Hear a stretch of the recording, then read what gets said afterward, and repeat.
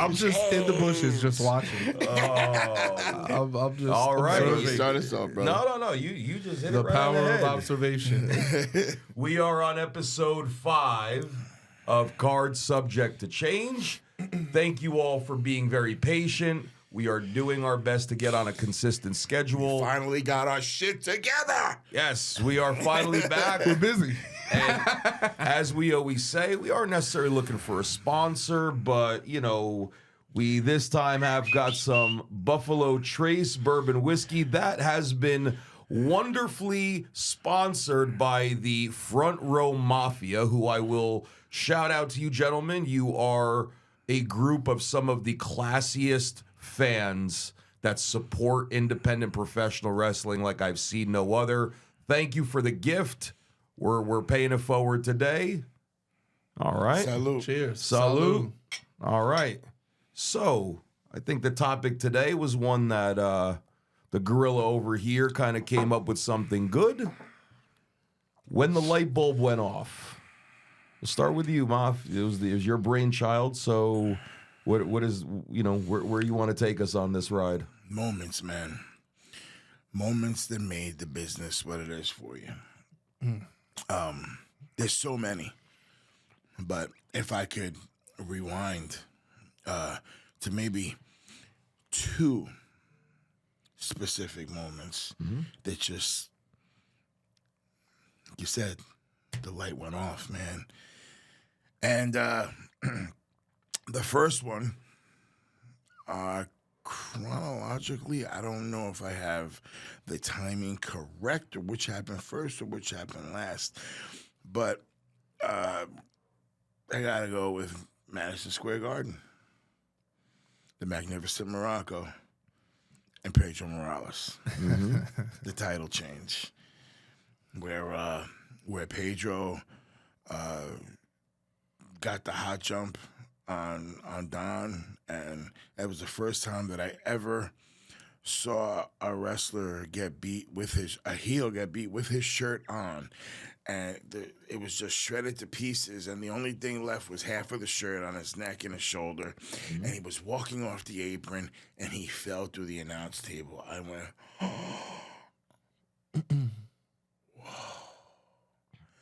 and then the finish that they did, it was just so. I think I was the only person rooting from Morocco, you know. But He had conviction. yeah, it was just the so heat that believable. Morocco would bring, and the promos, and he was talking about landing on the roof on the helicopter and walking down the Mecca, you know, professional wrestling. And, you know, when he would cut the promo with the apple, and the apple would be spitting out, you know, as he's talking with the I Love New York T-shirt. You know, it was just Morocco to me was everything that exemplified what I wanted to be. Yeah. You know, and I just saw a guy larger than life with a big vein running across his chest. Jesus, I've never seen a man with a vein in his chest. That's incredible. Like, you know, and then the other moment, which I believe happened either in Hamburg, Pennsylvania, or Allentown, Pennsylvania, but when a gentleman by the name of Sergeant Slaughter was about to make his entrance, and the Sheik, which was a heat-seeking missile at that time, he had all this heat, man, and the Sheik was making his way. I think he had beat Terry Daniels, I think it was, and he was making his way back to the locker room, and here comes Sarge. And, you know, they had that standoff, and Sarge would say, move, and Sheik was waving the flag. You know, neither one of them would move, you know, and then, you know, later on is when the Sheik, which was probably the next week or the same day, because they would tape the same, The double thing, yeah. So the next week was when, you know, Sarge was actually doing the Pledge of Allegiance, and the Sheik came out and attacked him from behind. and stepped on his glasses. That ain't happening today. Oh man, I wanted to do that so bad back in like. And stepped on Sarge's glasses and took the flag and spit on it. Yeah. You know, and was wiping his underarms with the flag. And it was just like, to me, those are the moments that call me sick. No, not at all. But as a child, It's art. Yeah. as a child, these were the moments for me. Yeah. You know, and I'm like jumping up and down. I'm throwing fists in the air, you know, and I'm like getting in trouble from my mother. And, you know, I'm getting in trouble from everybody in the house because I'm not supposed to be watching or I'm not supposed to be getting so excited. Yeah. But those were the moments for me, man. Those were two moments that, you know, stick out.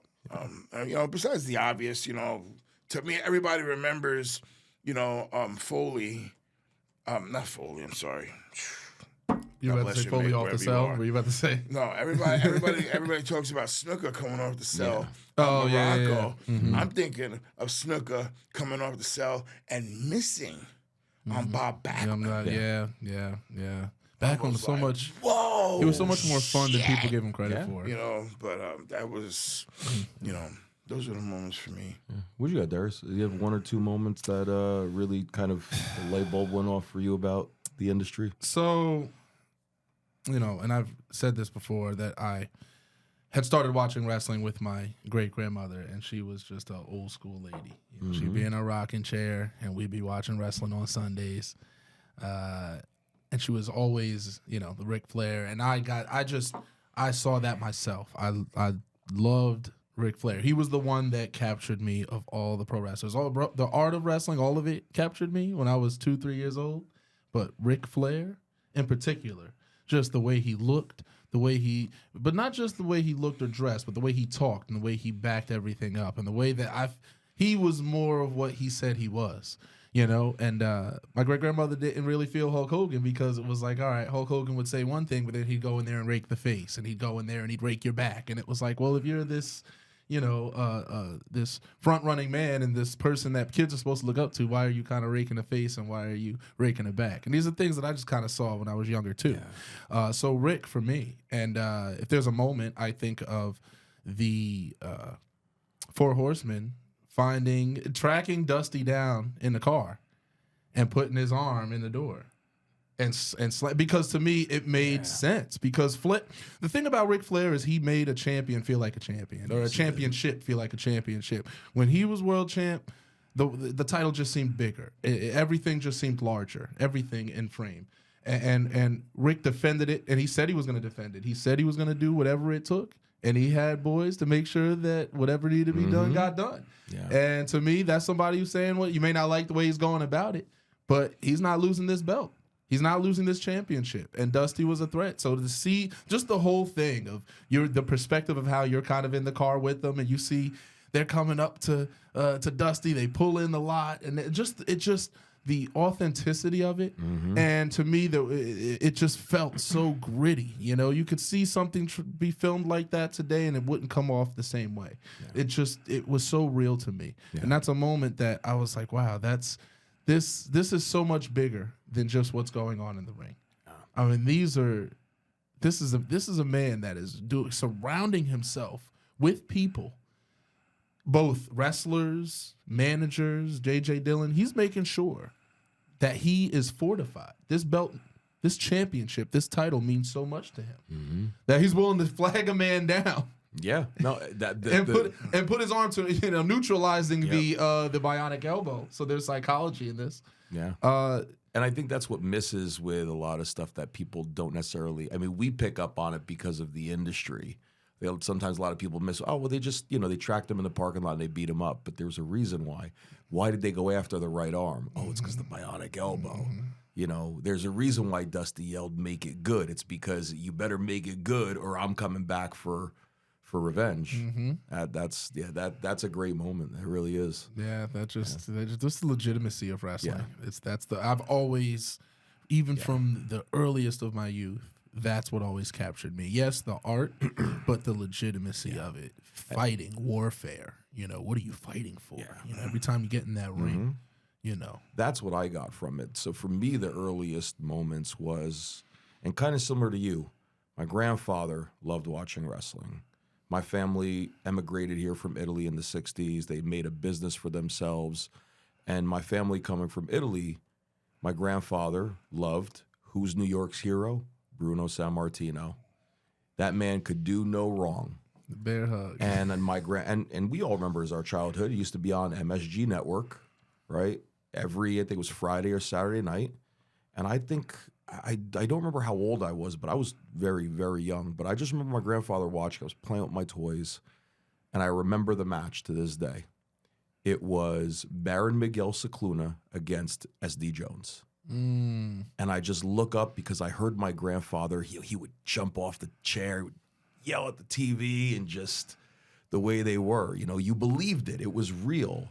And what captivated me sitting there watching it with him was, why are all of these people reacting to this person? Why are they booing this person? But why are they cheering for SD? Just something, I literally didn't even give two shits about those toys anymore. Right. That's all that captivated me. Right. And I was hooked at that instant.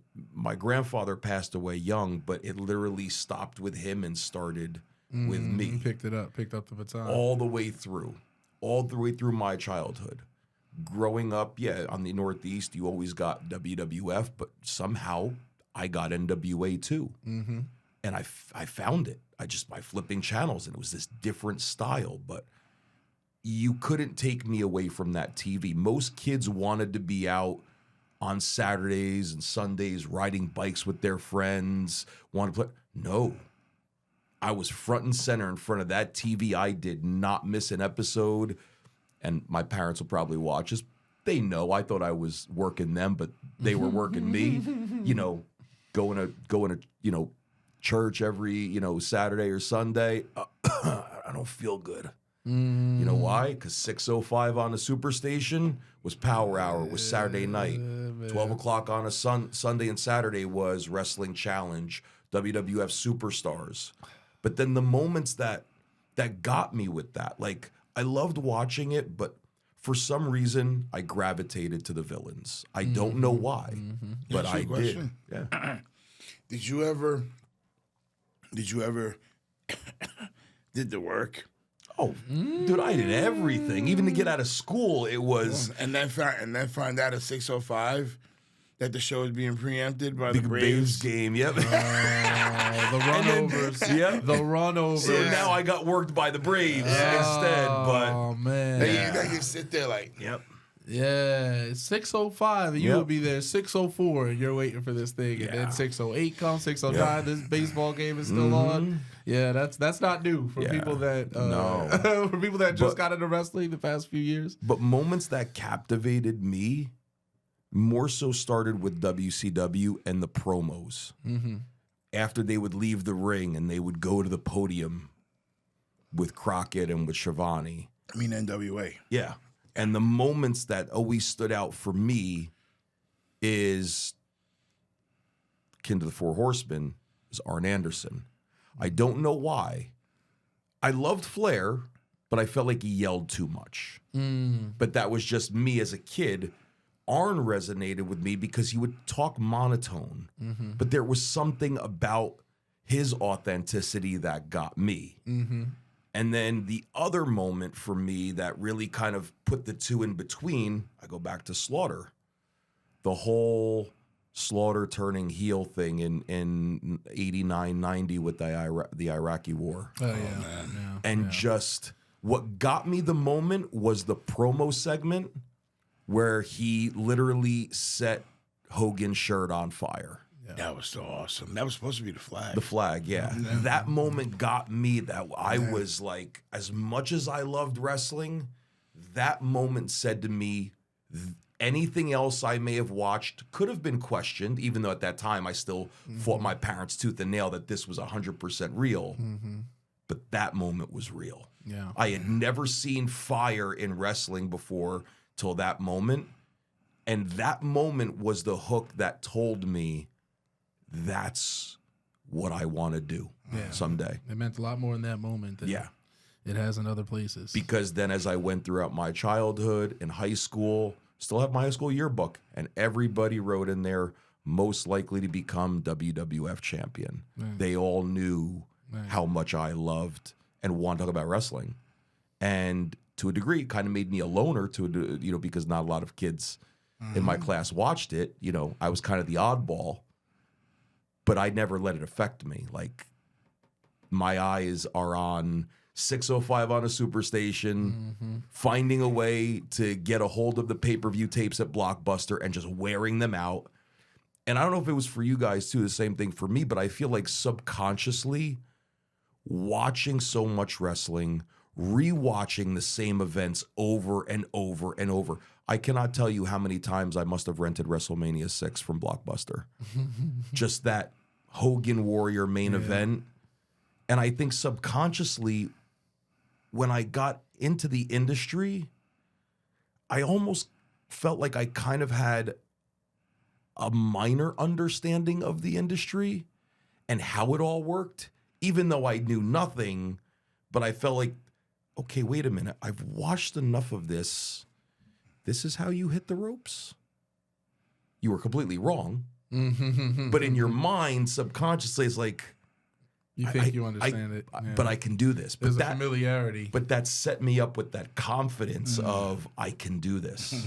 I want to do this. Like, to me, those were the moments that captivated me throughout my childhood to almost essentially form where I wanted to gravitate towards in the industry. Because I look at the three of us of what we're talking about right now. You talk about captivated by Ric Flair, the jacket, the way you hold a championship, Morocco's promos.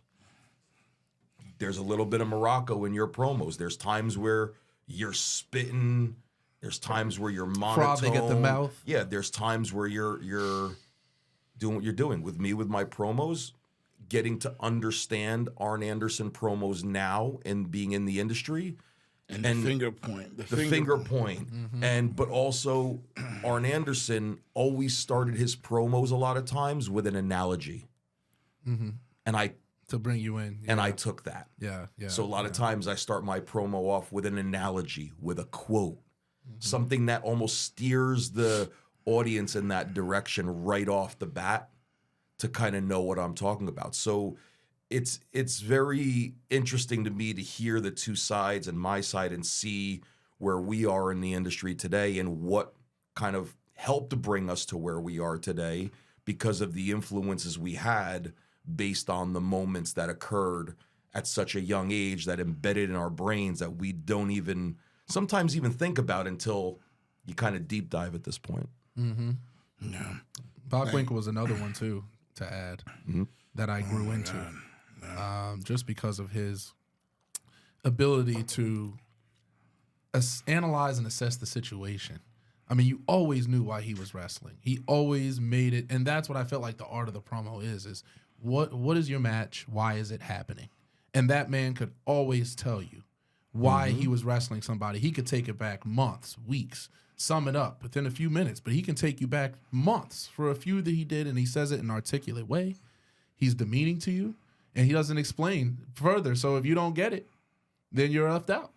You're a peon at You're that a point. peon. And that sophistication, and not that forced sophistication that people try to have.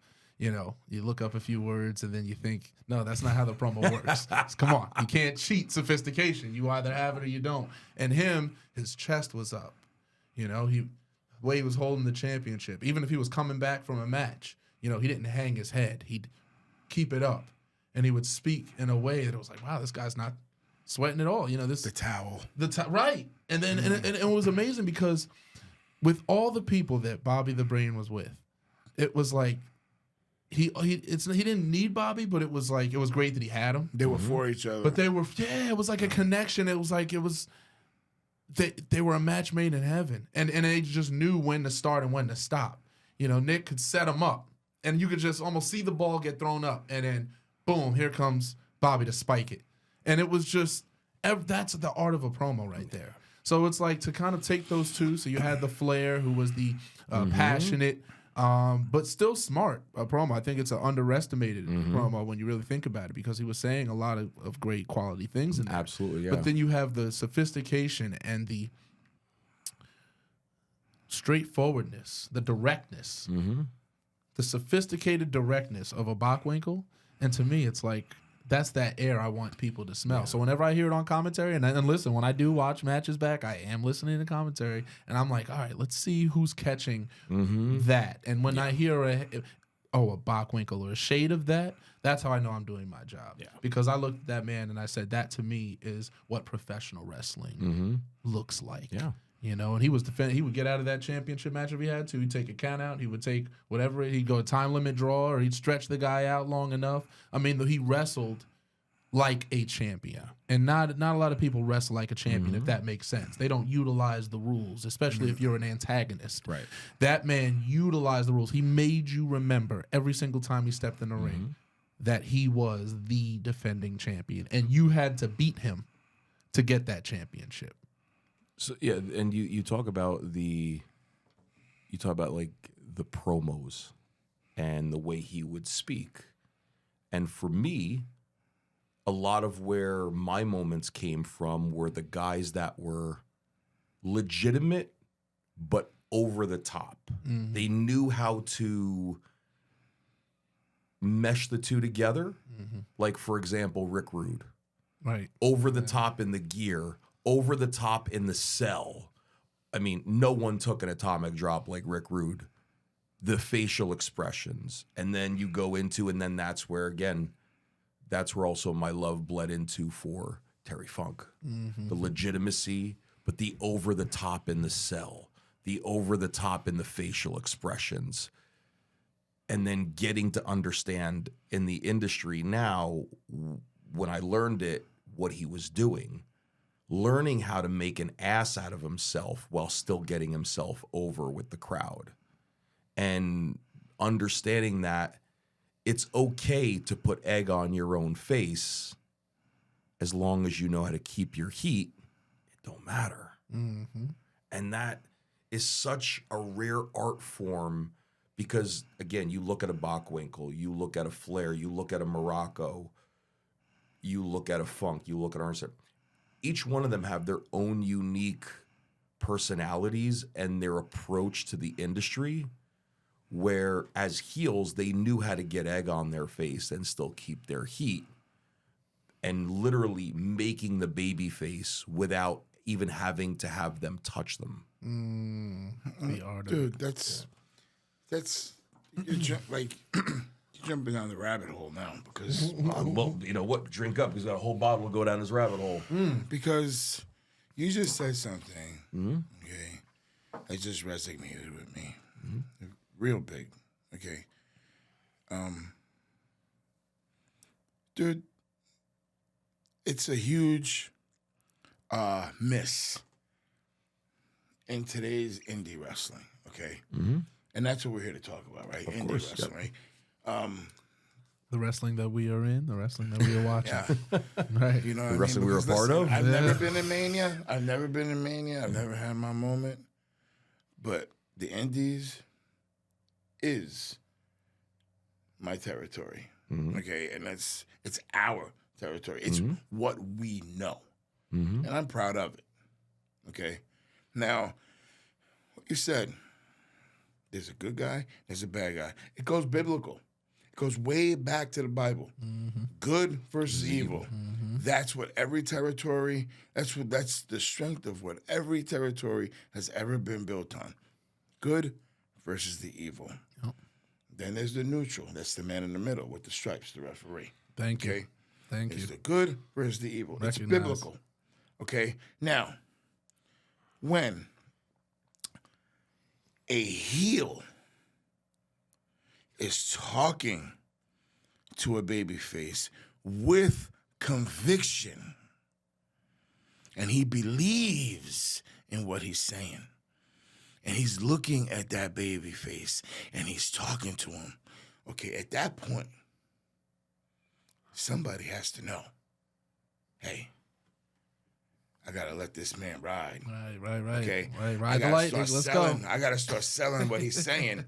But what's the mistake that a lot of youngins do now? Now they try to match that heel's intensity and try to laugh and Oh, I'm scared. Oh yeah, I'm scared of Blow you, it off. bro. Where's the bit, bro? There's no build. When Where's that's the happened business? to Where's me, the business I in it? feel Where's the Where's the business? business? feel- It's like Wendy's. Where's the beef? Where's the business? If I can't put on the table, if I can't even put one on the table, then put it back. Yeah. Don't Sorry, show I the didn't mean card. to So yeah, don't show your you're card. not if it's the making wrong card. anybody. I'm sorry. Only 2 guys get away with that, and that was Hall and Nash. And the babyface sitting there talking shit to you, and you're just mocking the babyface. Yeah. Because then you're not making the baby. You're not making the heel. You're killing whatever that person is selling to you. You're killing it, dude. It's like if the babyface is talking, if you go out there, and you talk your shit, and now the babyface comes on spilling piss and vinegar, man, and he's on fire and they're reacting to him, then you know what, man? There has to be a point either where you start taking him serious, you react to what he's saying, or you start looking worried. One way or the other, that's the start of you guys drawing money. That's the start of you guys building what you're doing. But if somebody isn't putting the other guy over, you're not making anybody. You're not making any progress. You're not doing anything. You're supposed to be writing, to me, it's like writing a book. That's what you're doing. You're writing a little mini book, all right? And I came up on these books, okay, Barnes & Noble and Borders, and, I just was a book guy, all right? I just loved books. That surprised me. All right. Of course, I doubt it surprises people. But listen. But this is what we're here is what we're creating in art, and that's what a match is like because there's chapters. All right, you don't have to skip them. And a chapter, guess what? A chapter can be a page. A chapter can be 3 pages. And then the next chapter can be a page. And then the third chapter can be, it doesn't all have to be the same, but you're writing a book with the person. Dude, but if it's good enough, people going to keep reading. Oh, of course. It's a bestseller. Like the Bloodline. Yeah. It's a best seller because you're putting art into pen to paper. AKA putting asses in seats. You have to work. That's how you get people to read the book. Simple storytelling that any fan can follow, from a hardcore fan to that first timer walking through those doors to watch your event. If you tell the story simply, but with conviction and emotion, and like you said, belief between both of the characters that are in that story, then they're going to buy into it. If you leave the show with a cliffhanger, I know Maff has talked about in previous episodes, when the show ends with the heel on top, it's the cliffhanger. You leave them wanting more, to say, I have to buy a ticket to the next event to see what the next chapter is. I want to see the babyface whip this guy's ass. And then you might get it. You might not. You might get a small taste. But those are the chapters that we're getting people, because it's no different than you reading a major bestseller and telling your best friend, you got to read this book. It's no different than, bro, I just went to this wrestling show. You have to go check out the next one. Yep. It's so simple that I feel on the independents, it's lacking. And I'm going to be very honest of why it's lacking.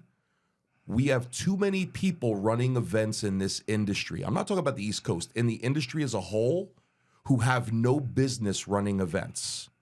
People who do not have an understanding of this industry, who have never once stepped foot inside of a ring or have understood or ran anything backstage in this industry.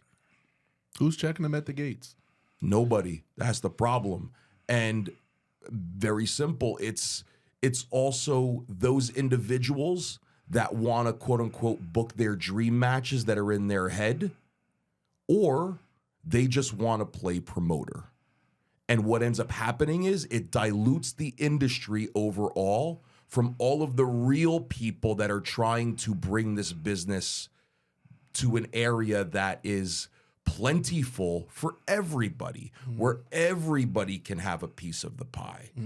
It all goes back to storytelling. And I respect people's opinions about, no, it's not storytelling. Yes, it's storytelling. Everyone has their own flavor. But to me, the only way to draw people in is to paint that picture. It's to tell that story.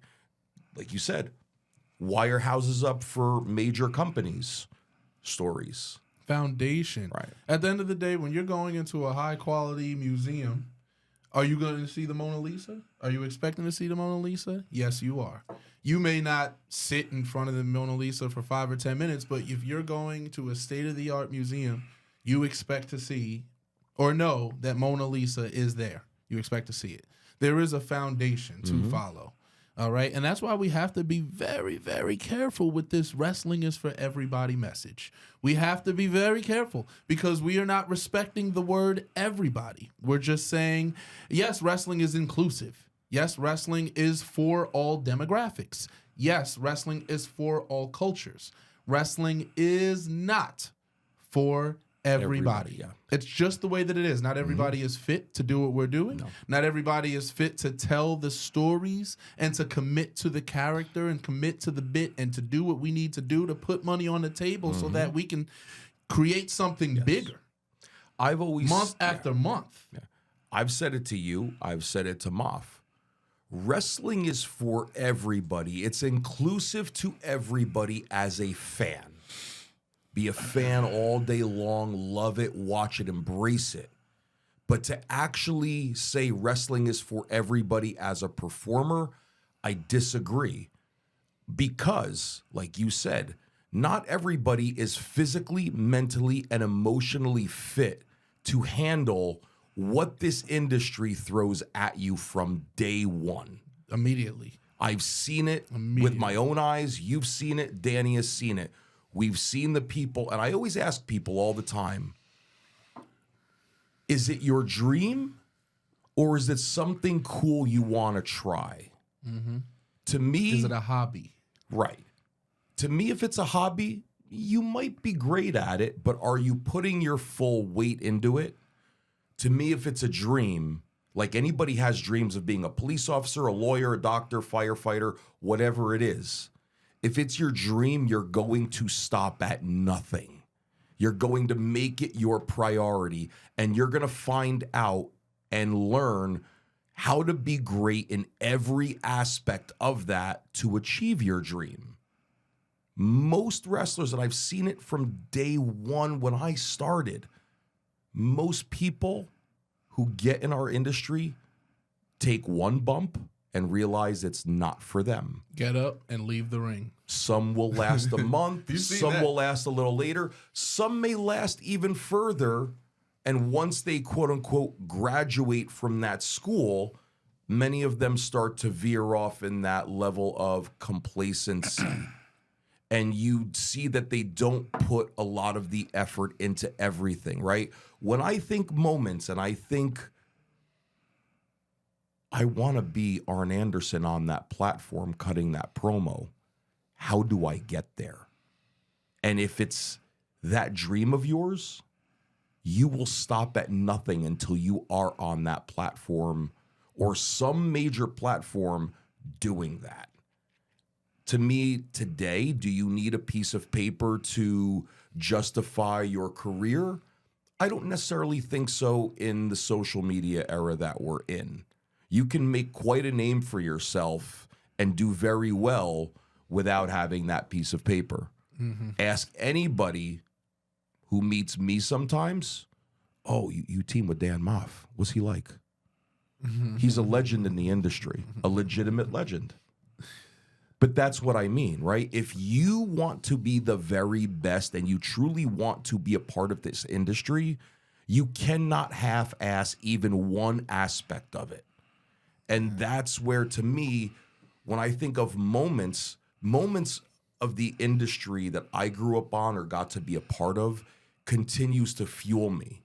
Yeah. So to me, it's foreign when I see people that are not putting in that effort, because you're putting your body on the line every day physically. Why not go all the way? Right. And watch wrestling. Yeah.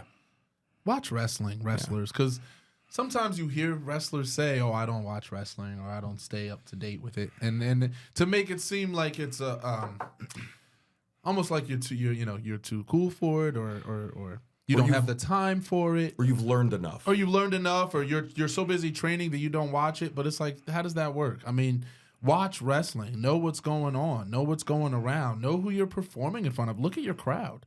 I mean, do you get to the show and do you peek through the curtain and do you look at the crowd before you go out there, or do you just, I'm gonna wing it? I mean, listen, if you're gonna wing it and you have the ability to wing it, by all means. But do you show up and you say, oh, there's kids here? Oh, okay. Maybe it's the first time you're wrestling at a promotion. Maybe you go to a Connecticut, all right, and it's your first time. And all right, you get there early and you look around. Hey, all right, 10-year-olds, 12-year-olds. Are you thinking to yourself, well, maybe I should map out my performance accordingly? Or are you saying, well, I'm just going to go out and do what I want to do anyway? There's guardrails. All right, they'll catch me if I want to do this.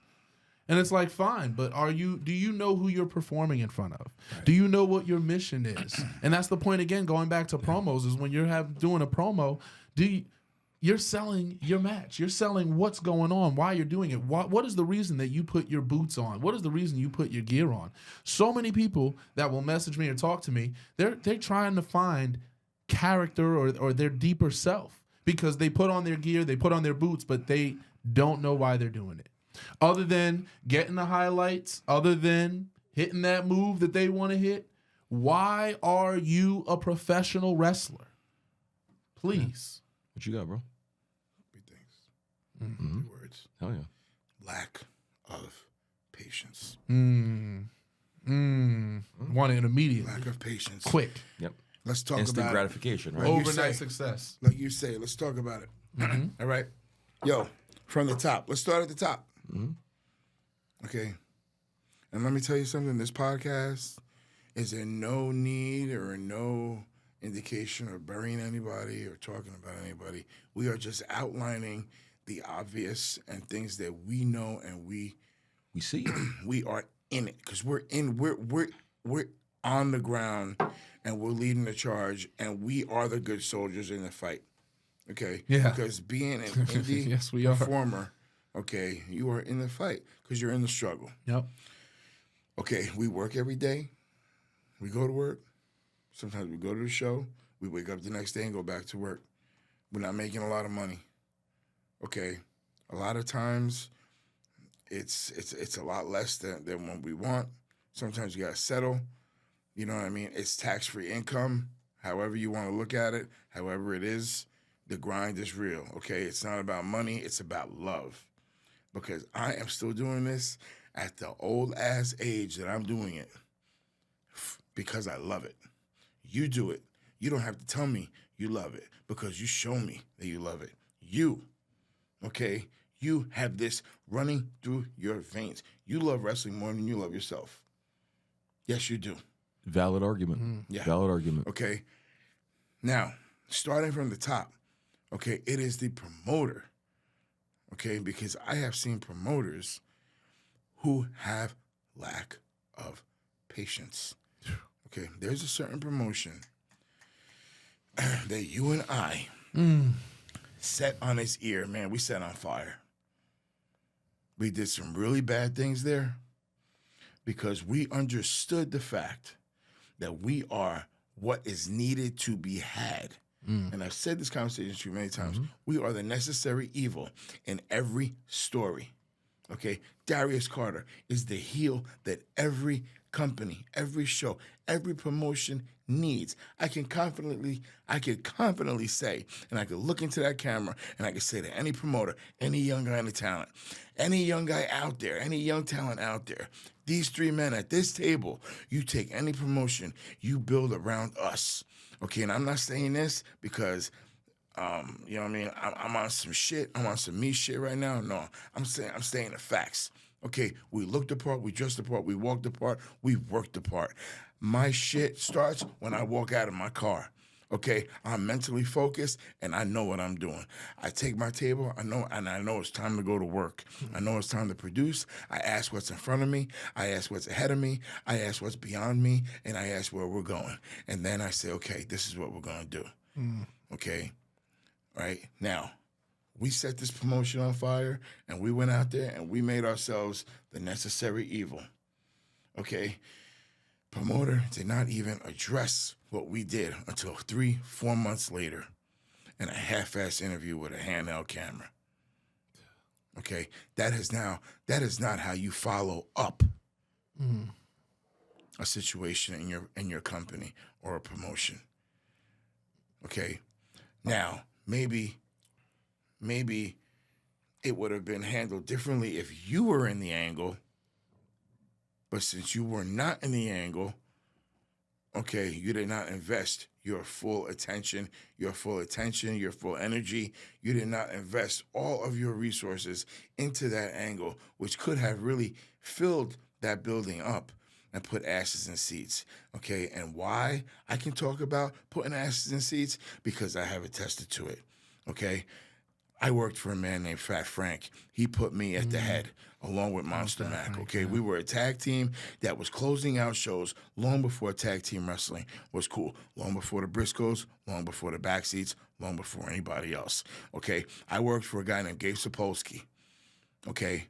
And I went from an opening act, I went all the way to closing shows too, okay? You asked a guy named Mike Lombardi, 995 days, okay, being a champion of a company I was not supposed to be over in.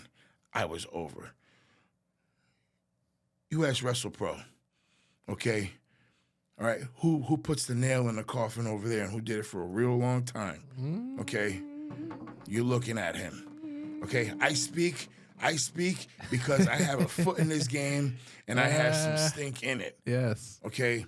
Lack of patience. Yes. Have some patience. Let's tell stories. Let's tell stories, promoters. Right. Look at Shotgun at WrestlePro. Let's take that for instance. Look at what it's worth right now. Okay? A Shotgun is actually, and for those of you who don't know, here's a cheap plug out there. Shotgun, okay, for WrestlePro in Union, New Jersey, once a month. There's some shit going on over there. And if you don't know, now you know. And you guys should make your way over there. Because if you ain't doing nothing better on a Thursday night, that's a real good, it's a cheap ticket. Chances are you're not. It's plenty of parking. It's a bar.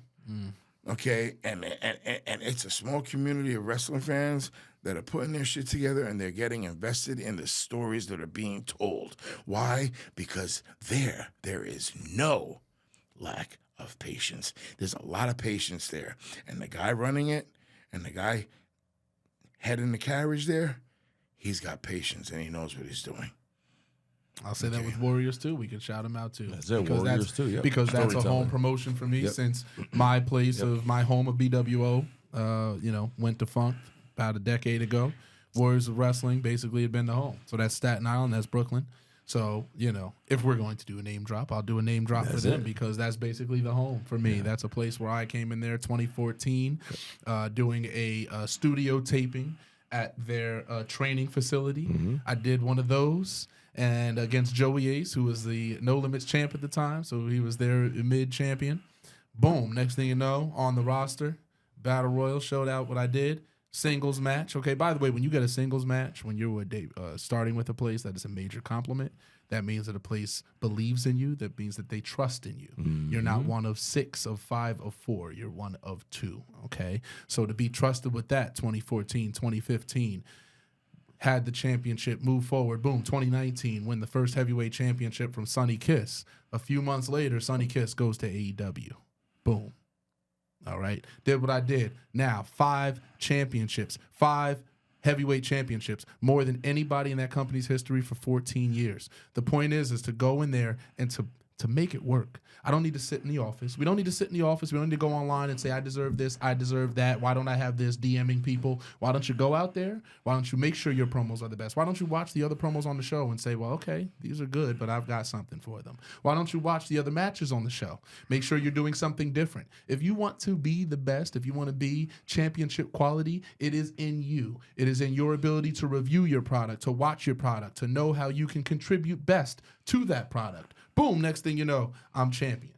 All right? I'm not asking for championships. I'm not begging for championships. I'm not DMing or messaging for championships. I'm going out there, I'm lacing up my boots real tight, and I'm making sure that we write something that people would like to pick up. Mm-hmm. Because why would I hit the mat, run these ropes, Why would I take these things outside? Why would I take punishment on my body if I don't think I could translate it to something that people care about?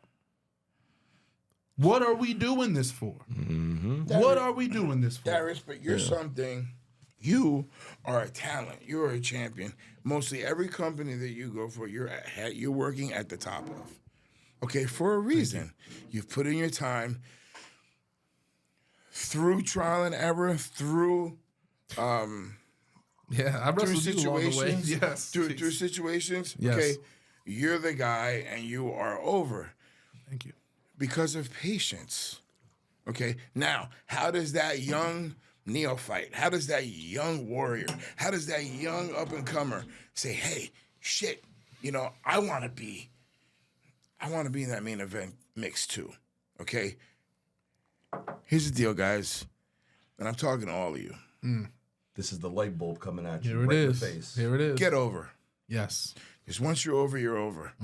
What I mean by getting over, specifically, it doesn't mean become best friends with a promoter. It doesn't mean be best friends with the booker. It doesn't mean kissing ass. It doesn't mean, cutting meaningless promos on a handheld, walking through a fucking park. Okay? The dog's barking in the background. It means taking the time. It means taking the time. What? Oh, it means taking the time. Okay? Invest in yourself. Get a look. Look like a pro. Go to a fucking gym, dude. You don't have to fucking be a powerlifter. You don't have to be a super badass and a strong person. Or just look like you have some kind of athletic status. Right. Just look like somewhat of an athlete.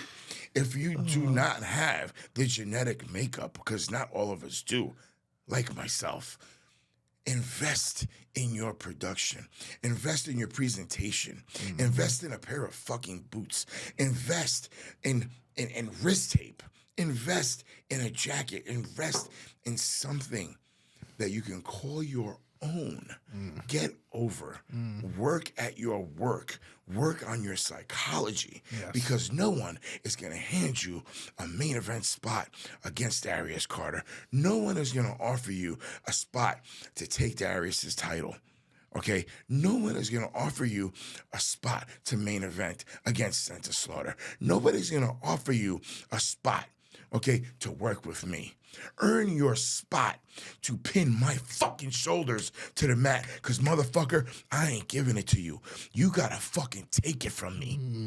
And what I mean by take it from me, you gotta outproduce me, you gotta outwork me, and you gotta show me that you got it. You gotta show that promoter that you got it. You gotta outperform me. You gotta fucking convince me to go and tell that promoter. That's the one. He's ready. Okay? Because I will say that. He will say that. Yes. He has done that. Yeah. Okay? What you do beyond that point, it's on you, motherfucker. Because it is on you, to take your reins, take your position, put yourself in position, and run with the ball. Score, keep yourself relevant, and get over. It is nobody's responsibility. I don't owe it to you. He don't owe it to you. He don't owe it to you. Nobody owes it to you. But I will tell you this. Once you're over with them, meaning the crowd, you are over. There's no going back. All right. Sorry. Yeah, beautiful. Don't No apologize. apologies. That was whimsical. And everything you said is 100% correct. There's not one performer in the industry that can dispute anything you've said. What I can add to that is be your own president of your own company. Do everything yourself. Yes. Stop wanting a handout for things. The biggest thing I hear of, and yes, it can be a problem on promotions getting footage. When you get it, you own it. Right. Not every promotion has the production to edit footage, all of this. In the era we're in today with the young generation that has grown up on social media, learn how to edit your own stuff. create a YouTube page, create some sort of a platform where fans can see all of your work. And if you don't know, ask people who can teach you. Be your own businessman, right? You are your own brand at the end of the day. It's not a promoter, promotion, or anybody else's responsibility to build your footprint. Yep. You do it on your own. Unless you have a best friend that needs it. Right. Or that too. Rub. Like, and maybe it's because of the era that I came up in, right? I came up in the VHS era, right? There was no social media. You had to create a VHS tape with a few matches and a promo. You had to create the professional label off of a typewriter or a basic computer program. You had to write your name and address on an envelope with a promo photo and a resume and find an address in the back of a wrestling magazine to mail it out to a promoter with a percentage of a chance that they'll actually get it and watch it. Or it was your job to drive to an event and find the promoter, if you could, because they're very busy on show day, with the ability to hand that to them. We have changed with the times, but yet as we've changed with the times, I have seen more complacency in the industry when you have everything at your fingertips. Now, we go back to moments, we go back to what Maff said and what you've said, right? One of the biggest things that a light bulb needs to go off for a lot of performers, and you've said it, right? You guys know what an elevator pitch is? I know I'm speaking Darius' language. Maff speaks gorilla, so that's okay. Right? I might call it something else. But Yeah. We call it CTE, but that's okay. Anyway, I digress. Jokingly, right? An elevator pitch is a business term, right? If an executive walks into an elevator at a company you work in and they ask what you do, an elevator ride is what, 20, 30 seconds? You have that window when that door shuts to when it reopens to explain to that executive who you are and what you do. To me, I have learned, if I ask a young performer, what is your character? What is your persona? Who are you? If you can't explain that to me in 30 seconds or less, chances are you either don't have a character or you don't know who you are. Yep. The way to get over is to learn who you are through repetition of promos, repetition of matches, building what that character is and who you want to be. I know you can explain who you are, and I can explain what I am in 30 seconds or less because we know who we are. Does it take time? Absolutely. That all goes back to the word patience. The light bulb is patience in this industry. It takes repetition over and over and over again to get great. Is the rule of 10,000. They say if you do the same thing over 10,000 times, you become a master at it. Do a headlock take over 10,000 times. Cut a promo 10,000 times. It's investment in you as a brand over and over and over again. I see this written all the time, and a lot of great wrestlers today even put it out there. Repetition is key. Critical. It is critical. Michael Jordan, I know I might burn some people's asses with this. Michael Jordan, to me, did not become the greatest of all time by just lacing up his shoes and going out there. It's practice on the day off of the game. Yep. It's off season every day, practicing free throws, practicing rolls, practicing rebounds, all of those different scenarios that are real world. And if he's not on the court doing it physically, he's watching it. So and it's hitting, but I'm gonna go straight up with it. How is it in every sport, football, basketball, hockey, baseball, rugby, soccer, that you have to practice every day to be good to make the team? But you're telling me you can build a fake ring in a backyard, never work out, put on a pair of jeans and a t-shirt, and all of a sudden you're a fucking professional wrestler? I'm sorry. That's a disgrace and a disrespect to our industry. Who's checking them at the gate? Promoters, Lightbulb, check who you're booking. Oh, they have some social media likes, follows, some buzz. I don't give. There's too much chasing of the temporary. No. There's too No. much. There's too much pandering to the moment instead of creating the moment. And I've said this for so many years. You should have trust as a promoter in your roster to know that you have the materials to create the puzzle that you want. Oh, 52 pieces to the puzzle, 52 roster members, whatever it is, and here's my puzzle. Mm-hmm. You shouldn't have to feel like you have to constantly go outside. And here's the thing, wrestlers. If you see that the promoter is going outside constantly and you're on that roster, what are you doing on your side to say, nope, you don't need to go out there. You can find me? Are you promoting all the time? Are you constantly talking about the show? Are you talking about your opponent? Are you talking about your championship? Do you know the history of the championship that you carry if you carry one?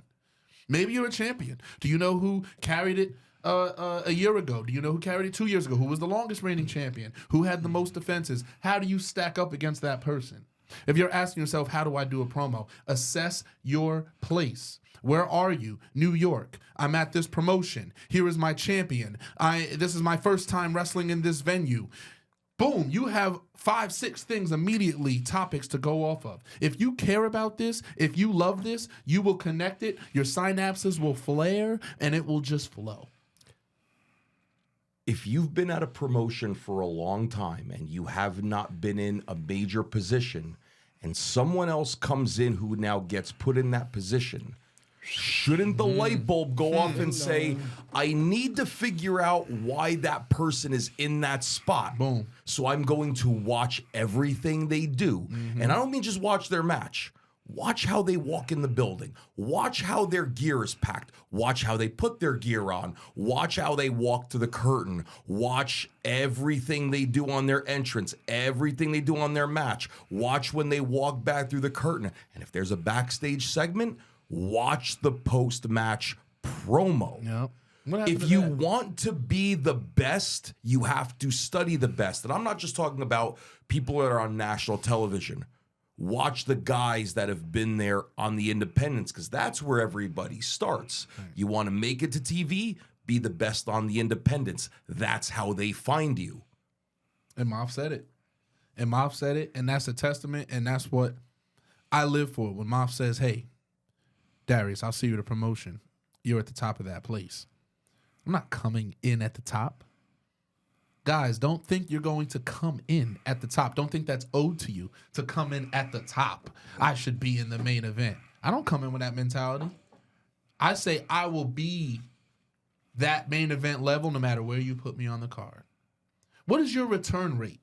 And we're not talking return rate like money rate. I'm talking what is your return rate as in if you get booked by a promotion, how often are you brought back? Without you saying, hey, I hope I come back. How often is that promoter saying, hey, I got 2 more dates. You available? Hey, you know what? You available these next 3 shows? If you can't do one of them, it's fine, but can you do these? How often? And if you don't hear that, and if you're seeing that you're constantly wrestling one promotion, these one-offs, look at yourself and say, well, what do you want out of this? Because if you want to build something, and if you want to have continuity, if you want to be good at building stories, you should be at a place more than once. Because now you're getting familiar with the crowd, you're getting familiar with the opponent, you're starting to write that book. That's how you get exposure. That's how you get seen. Hey, you see what that guy's doing over in New York? See what that guy's doing over in North Carolina? Listen, we're not saying it's easy, but it's doable if you commit yourself to the craft. If you commit yourself to the story. Let's come back to that promotion. Now I've been at that promotion. I debuted for the promotion. Next thing you know, I'm there for a year. Next thing you know, I'm feuding with this guy, and this guy is going to end up better off at the end of that year. That's my mission, is to make sure that person is better from January to the end of December. Mm-hmm.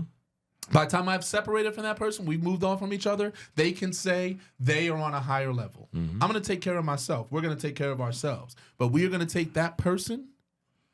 Hey, we need you to do this with this person. Not a problem. How much time do you need? 3 months, 4 months, 6 months. By the end of those months, you will see my value in the gleaming in that person's eyes. You will see my value in that person's authenticity and when their music hits and the crowd reaction and how it got bigger. I pride myself on that, and you pride yourself on that, and we pride ourselves on that. And as workers and as wrestlers of this craft, we need to pride ourselves more in that, because we are going to elevate ourselves by making sure that our opponent is in a better position. Say that again. Yeah. We are going to elevate ourselves by making sure that our opponents are in a better position. And now, go ahead. Last Friday, what was I most concerned with walking in? How our opponents are going to look at the end of that match. How loud of a pop they were going to get. Yep. Because I wanted it to be loud. Yep. See, that's again another light bulb. That's not an art. That's not a mindset, bro. Okay, that is knowing business. Okay, that is veterans coming to the show, not with ideas for themselves. He knows how to get over. He knows how to get over. I know how to get over. We're over already. You know what we're concerned with? How to get you over. How to maximize you. How to make sure that you are worth more at the end of the night. How I can strap a rocket to your monkey ass and propel you into the future of Overland. Okay? How loud that pop is going to be at the end of the night when you pin me. Because I'm going to still have my heat. Okay?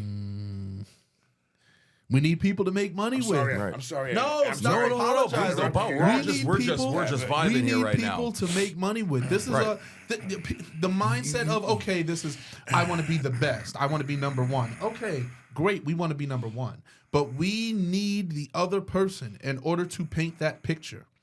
Hulk Hogan and Andre the Giant does not happen at WrestleMania 3 without Hulk Hogan or Andre the Giant playing their role. It is the way that it is. It wasn't Hulk Hogan just picking up Andre off of his boots and deciding to turn him upside down and slam him on his head for his own personal enjoyment and gratification. You're forgetting one guy though in that. Bobby Heenan. All right now. Because he did the legwork. Yep. Yes. He spoke for Brother Andre. Yes, he did. He did. Yes, he did. And but let's talk about that. Let's talk about the art of everybody contributing their part. Right. Yeah. This is a game of people needing to understand, okay, know what you need to know yourself, because you can't. What if I told you that you can't have a good match, a really, truly good match, if you don't know who you are? What if I said to you that you can't properly deliver the package if you don't know what's being written inside of it? Who are you? And then once you've answered that question, try to find out who your opponent is. Find out who they are.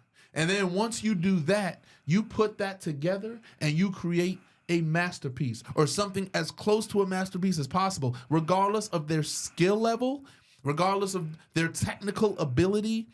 Find their strengths. Look to their strengths. Look to what they're good at. Oh, well, you know what? Maybe they're not the best wrestler, but they like that persona. They like that catchphrase he does. Don't be mad at it. Don't be mad at a guy because he's not or a lady or someone because they're not wrestling a certain style that you like, or they don't do a certain thing that you look at them for what they are. Oh, he's got that catchphrase. And you know what? I've seen him throw a hip toss. Hey, that thing looks clean. Get in the lab. All right, you know what? That catchphrase you do, let's start off with that. And then let's hit that thing in the middle. And then when you go for it in the end, I cut it off, and that's the moment. Giving the people what they want, making sure your opponent gets their catchphrase, and then how do you respond to that catchphrase that he said to everybody else? What makes you different in hearing it versus everybody else? This is how we write something. Don't look at that guy and say, oh, man, he can't do a crossbody to the outside. He can't do a Canadian destroy. And then you waste the match because you didn't try to look to their strengths, to their advantages. That is a star. That is somebody that is a main eventer. Somebody that can take someone out of a crowd and say, you Come here. Come here for a moment. Kid maybe his lockup is weak. Maybe he doesn't hit the ropes right. But he's got a good bump.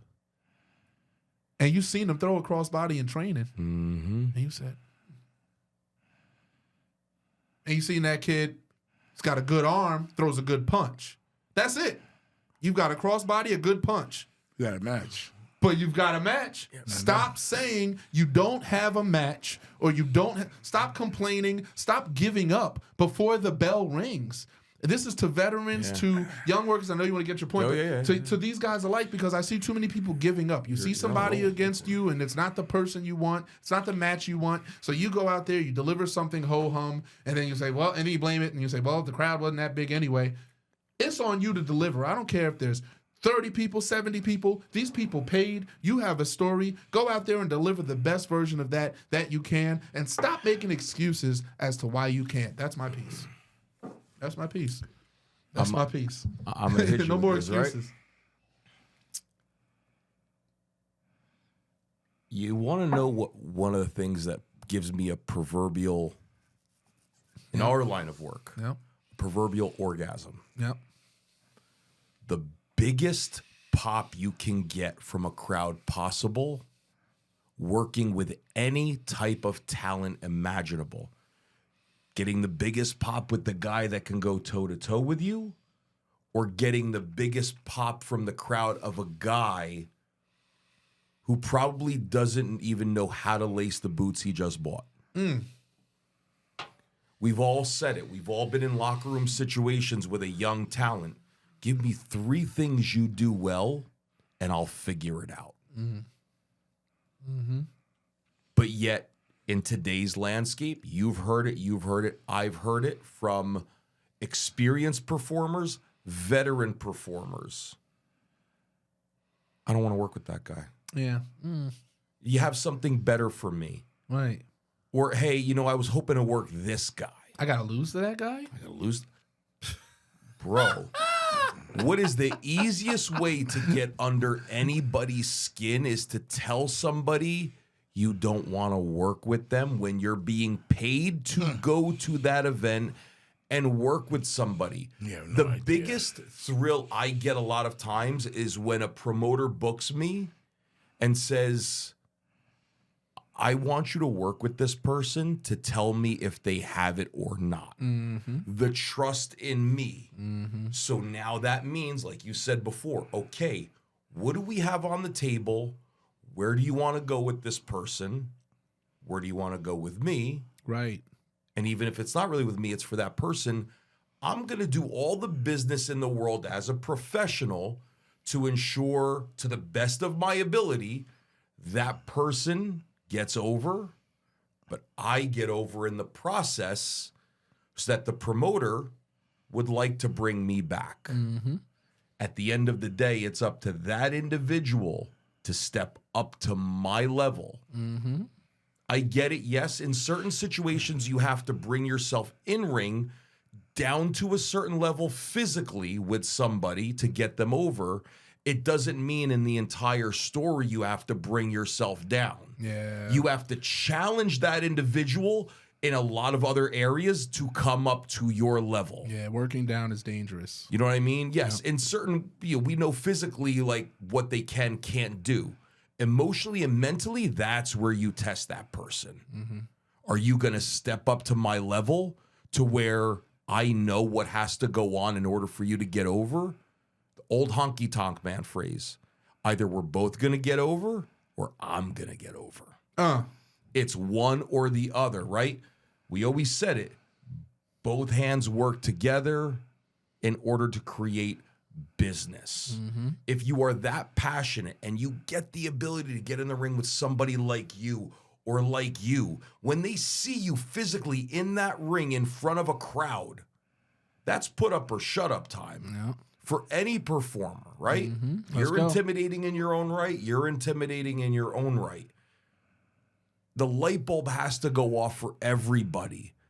It's about getting yourself over to a point where you can walk on water. It takes patience to get to that level. You can't just be in the industry for 2 years and say, well, I want to be in that position. I want that title. Here's a light bulb for everybody. You don't need a championship to get over with a crowd. It's 3 letters for you. CPA. CPA. Oh, we love CPA. Love you, CPA, right? Great, phenomenal character. What a talent. Who started as awkward as his character is, took patience and time to get over with that crowd and build himself up. I will say this. Yep. Personally, Yep. that's a bad motherfucker, man. I've never gotten to work him, and I would. He I'd gets love it. to. And you guys would tear it up. He'll take off the shirt, and then there's a second shirt underneath. Oh, yes. And then he'll take off the second shirt, and there's a third shirt underneath.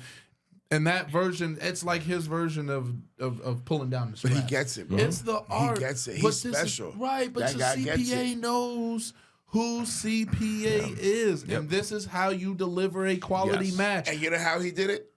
Trial and error. Sure. Learn. Trial and error. Sure.